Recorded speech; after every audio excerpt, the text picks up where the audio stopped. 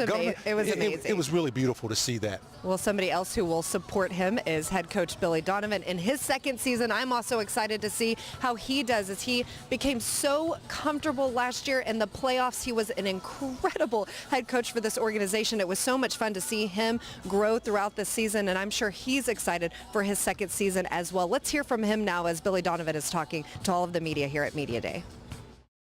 How we progress and how we continue to build and move forward. Russell's obviously a guy that's been in this league for a long time, and he's played at a very, very high level for a long time. And I think from a leadership standpoint, what you want to be able to do is make the people around you better and compliment them. And I think the players around them have got to be able to compliment him.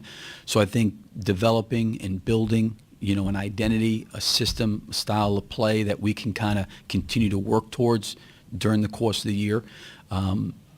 We obviously have, some new players, and with those new players, that kind of that chemistry playing together, some of those things will take time. But we got a great group of guys. I really have enjoyed being around the guys that were not here last year, and getting a chance to spend some time with them during the off season. And I think we have really, really good, high quality character people, and I think going forward, will give us an opportunity to build their connection as it relates to playing with each other. There's a lot of curiosity about the pace of play with Kevin gone. When Kevin was here, there was a lot of opportunity for him to use some one-on-one or to time slow it down, although you did run a lot. How would you address the pace issue and the possible change? Well, I think we always want to play with pace. I think the one thing from a coaching perspective is you always have things I think you value that are important regardless of personnel.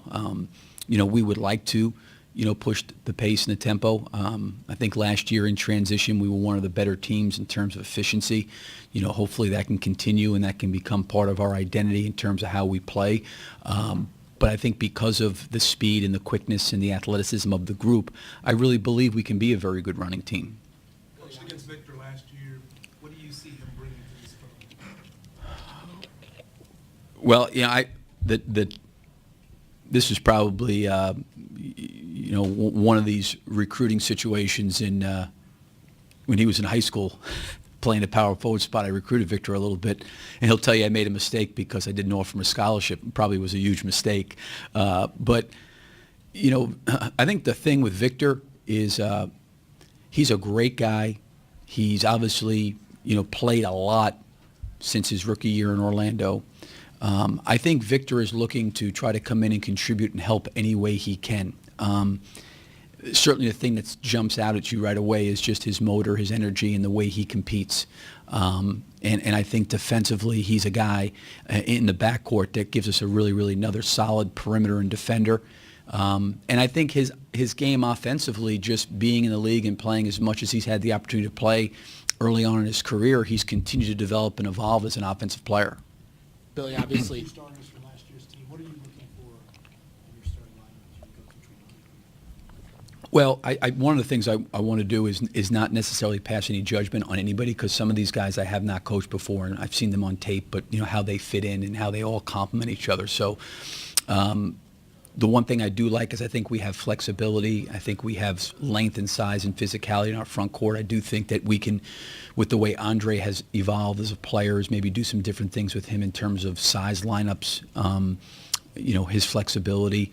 But in terms of the lineups right now, I really haven't really spent much time, because I don't want to do that going in where you have, Sabonis, is new, and Joffrey is new, Ersan is new, Victor's new. You have a lot of new guys, and I think just to come in without giving those guys a chance to play and compete in training camp, and that's what training camp's for, to see how it all works together, how guys complement each other, and then you got to look at, second unit, how you're going to sub and those kind of things. So that would be probably something in training camp and through the preseason we had a chance to evaluate. Do you anticipate experimenting, especially the first early months of the season, experimenting with those lineups? I think you have to do some of that. I know last year I tried to do some, just looking at different things. I think you want to do that.